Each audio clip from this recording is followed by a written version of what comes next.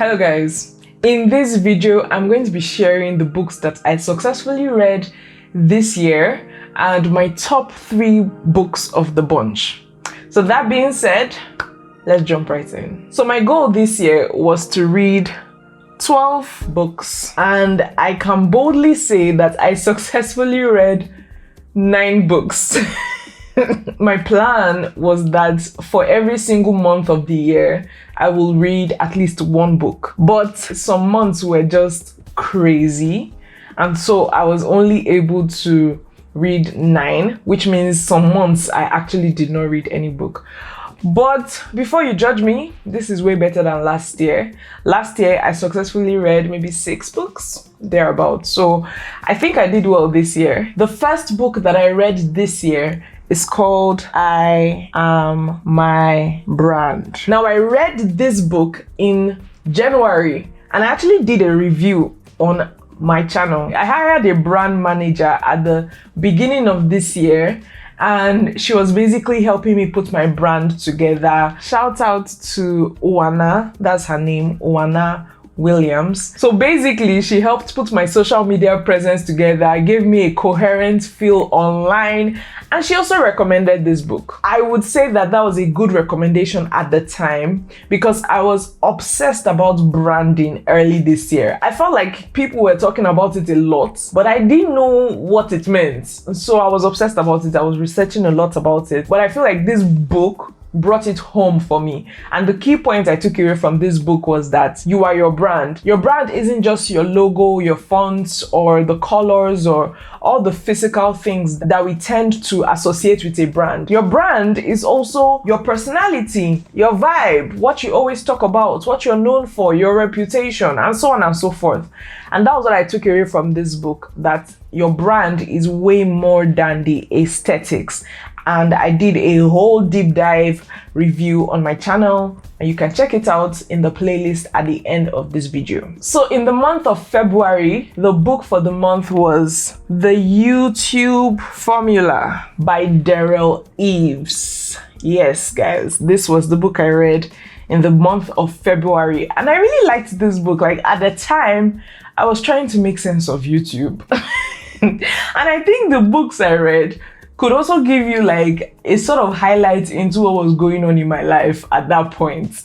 So basically, I was trying to figure out YouTube in February. So I had read this book, The YouTube Formula, and it gave me a huge sense of clarity regarding how to go about YouTube at the time. And I think that was also around the time that I was on a challenge, a 90-day YouTube challenge, where I challenged myself to post consistently. I think at the time I was posting twice a week, every week for about 3 months. So I was also on that challenge. So the book also helped me like experiment with some of the things that I was learning in that challenge so that I could see what would work for my channel and what wouldn't. So all in all, my key takeaway was that YouTube is actually something that needs to be studied. You can actually be lucky and turn on your camera and, hit record and speak, and then people will be like, eh?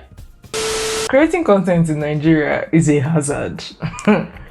Anyway, so my key takeaway from this book is just that it's not just about coming on, putting your videos online and then praying to the algorithm gods that your videos will do well. Like, there is actually stuff about the platform that you need to learn and that you need to know in order to give yourself the best chance of success on the platform. Yes, there is the 1% of people that get lucky. They just, they don't study the platform. They just come and post a video and their videos go viral.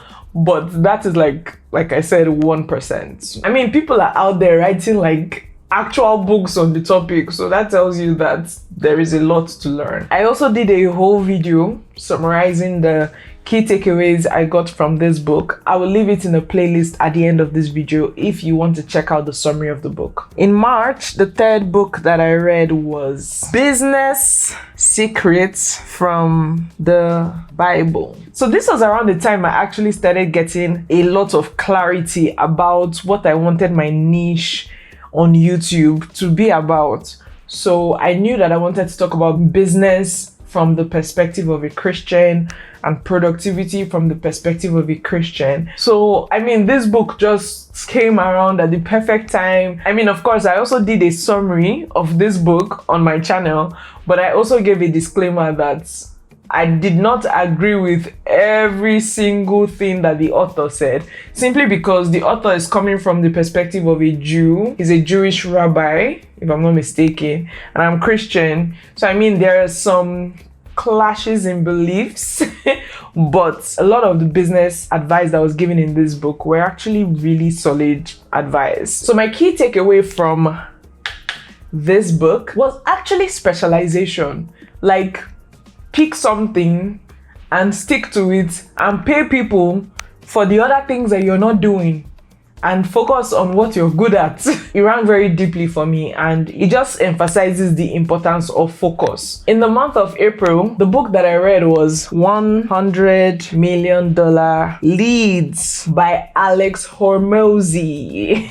I think I also did a summary of this book on my channel as well. So just so you know, it's not all the books that I read that I did a summary on. So I basically read this book when I was in the thick of business. But that was when I started thinking of growing my business and taking things to the next level. And I was just in my bag that season. That was my bag era. That was when I was creating my course. So reading this book could not have come at a perfect time. And I would say my key takeaway from this book is that leads are the lifeblood of any business. And the reason why this caught my attention so much is because you now see the importance for having a social media presence. I do not know why anybody would be in business and not be online in the 21st century. Like, the amount of customers you have will be capped at the amount of referrals you can get and the amount of people you know. I mean, we're now in an era where your small business can have a global reach because of the internet. Why are you not taking advantage of it? I don't think the author is a Christian, because the book actually comes with a lot of hustle mindsets kind of vibe, but all in all, the business tips in this book, invaluable. So now we're in the month of May and I'm already reading this author's books. So I'm like, okay, which other books has he written? And then that was when I stumbled upon $100 Million Offers. So I just read the other book that this author also wrote, and I also found it really valuable. What caught my attention the most in this particular book was just the fact that offers are very important. Like, if you want to make money, you need to have good offers. Like, you need to have a product to sell or a service to sell, and you need to have something that you can actually promote to your leads or to your customers. And then we got to the month of June. This month, I read a very, very short book, and the book is called Persuade for Good.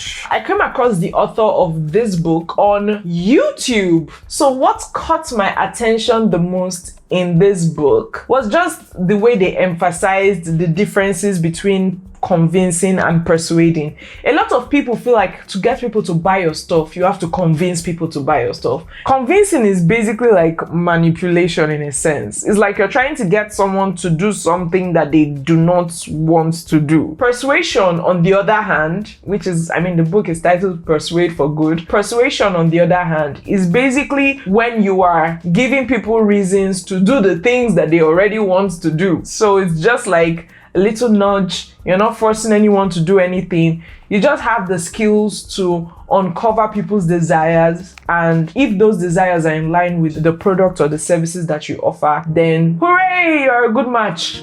So it's mostly breaking mental barriers. I feel like I'm going to read this book again because I do not remember a lot of what I read in this book. The 7th book that I read this year is called Oversubscribed. This book was written by Daniel Priestley, probably one of the best books I have ever read. Now, the crazy thing is, this book in particular, I had tried reading this book 2 years ago. At the time, I had just started my business and I did not really know a lot about business in a sense. So even when I read this book at the time, a lot of the concepts were mind-blowing, but I wasn't just in the mental space to execute on the things that the book was talking about.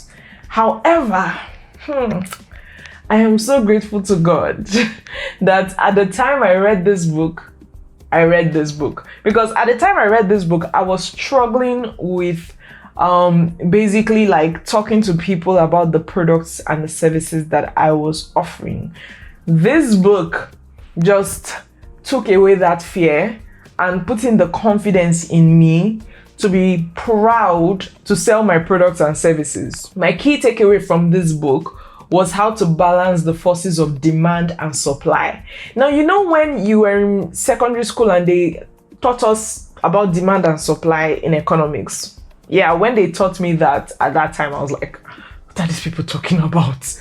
But when I read this book, maybe because I was also in my business era, in my bag era, like it just became so much more practical for me. The concept of demand and supply came alive to me, basically. So I loved this book. The author was basically saying how you have the power to control demand and supply for your business. You can create demand for your products and you can limit supply for your products. This book gave me a lot of business strategies, and I am so grateful to God for this book. The 8th book I read this year was Marketing Secrets. This book was written by Russell Brunson. Now, this book is more of a guide than an actual book. I don't think it's a book that he's selling as well, because he just put it in his site and I was able to download it for free. This book is a good book or is a good guide, whatever you want to call it. But yeah, when I decided to start reading again, I came across this Marketing for Christians book, and from like the first chapter, I could tell that this book was not a good book. I was just like, yeah, it just seemed, I didn't agree with the concepts in the book, so I just gave up on the book. So that was also around the time where I came across this book, and like from the first chapter or the first guide or the first secret, I was hooked and I loved this book, and it basically put that fire back in me to continue attempting to hit my reading target for the year. Now, because it was a guide, I didn't really have a key takeaway from the book. But what caught my attention in the book was just when the author was just talking about how to create your offers. So basically, the best way to sell your product, the best way to market your product, the mindset an entrepreneur is meant to have. There were a few guides that just jumped at me, but there was a section in the book where the author focused on offers. Chef's kiss. It was brilliant. Probably the most brilliant minds of business, this author. Brilliant. So I really loved like everything he spoke about offers, and he spoke about having offer stacks. He spoke about a lot, and that was what then pushed me to actually get an actual book from this author so that I can deep dive into a lot of the concepts from Marketing Secrets. The first book that I read from this author is called Expert Secrets. This book, oh my God, one of the best books I have read on business or about business till date. Like, this book is better than a lot of actual business books, and I went to business school.